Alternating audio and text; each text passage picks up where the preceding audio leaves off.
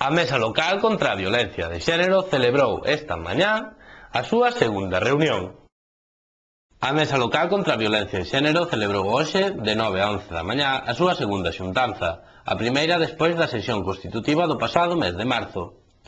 No encontro, presidido por Ana Sorei, concelleira de Servizos Sociais, participaron tamén a xefa da Unidade contra a Violencia sobre a Muller da Subdelegación do Goberno, Lucía Muradas, representantes da Policía Local e a Garda Civil, e de técnicos municipais de distintas áreas involucradas, como o Centro de Información ás Mulleres e de Servizos Sociais.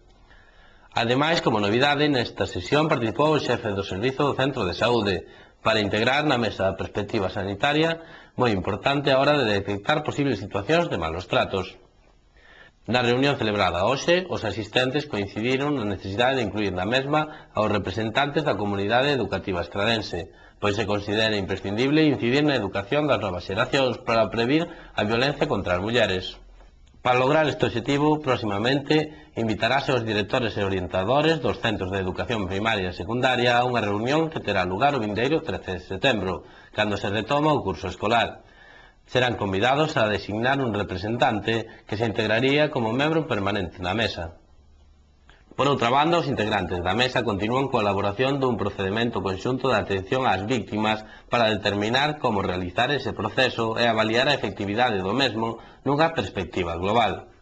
Ademais, tamén se tratou a necesidade de actualizar a Guía Local de Recursos contra os Malos Tratos, editada polo CIM en 2005, de xeito que contemple todas as novas modificacións normativas e recursos que as administracións públicas poñen a disposición das mulleres vítimas de violencia sexista, ademais de estrategias para identificar os malos tratos e das pautas de actuación que se deben levar a cabo nestes casos.